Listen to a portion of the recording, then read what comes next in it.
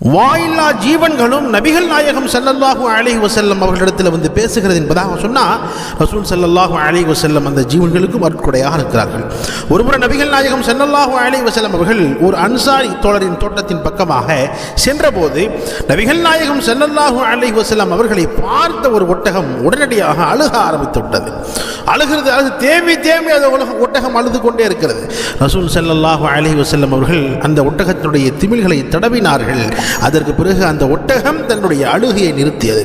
அதற்கு பிறகு ரசூல் ஸல்லல்லாஹு அலைஹி வஸல்லம் அவர்கள் அங்கிருந்த மக்களை பார்த்து கேட்டாங்க, இந்த ஒட்டகத்தின் உரிமையாளர் யார் என்பதாக கேட்டாங்க. அப்போது ஒரு அன்சாரி தோழர் வந்து, நாயகமே இது என்னுடைய ஒட்டகம் தான் என்பதாக சொன்னார்கள்.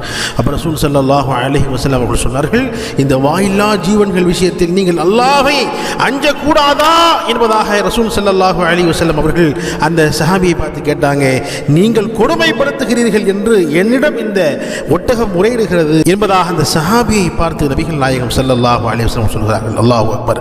அப்ப அந்த ஒட்டகம் வந்து ரசூல் ஸல்லல்லாஹு அலைஹி வஸல்லம் இடத்தில் பேசுகிறது என்பதாக சொன்னால், தன்னுடைய விஷயத்தை எடுத்து சொல்கிறது என்பதாக சொன்னால், அந்த ஒட்டகத்திற்கும் நபிகள் நாயகம் ஸல்லல்லாஹு அலைஹி வஸல்லம் அருட்கொடையாக இருக்கிறார்கள். இதே மாதிரி கசாப் கடைக்காரர் ஒருவர் தன் ஆட்டை அறுப்பதற்காக கதவை திறந்தவுடன் அந்த நழுவி அந்த ஆடு வெளியே ஓடி வந்து ரசூல் ஸல்லல்லாஹு அலைஹி வஸல்லம் பக்கத்தில் வந்து நின்றுச்சு. அப்ப நாயகம் ஸல்லல்லாஹு அலைஹி வஸல்லம் அவர்கள் அதை பார்த்து கொண்டே இருக்கிறாங்க. அந்த கசாப் கடைக்காரர் என்ன செய்யறாரு, அந்த ஆட்டை இழுத்துட்டு போகிறாரு. அப்ப ரசூல் ஸல்லல்லாஹு அலைஹி வஸல்லம் அவர்கள் சொல்லுகிறார்கள், நீங்கள் இந்த ஆட்டை அறுக்க தான் போறீங்க, இருந்தாலும் அந்த ஆட்டினிடத்திலே நல்ல முறையில் மென்மையான முறையில் நடந்து கொள்ளுங்கள் என்பதாக அந்த மனிதரை பார்த்து சொன்னதாக வரலாறுகள் பேசுகிறது.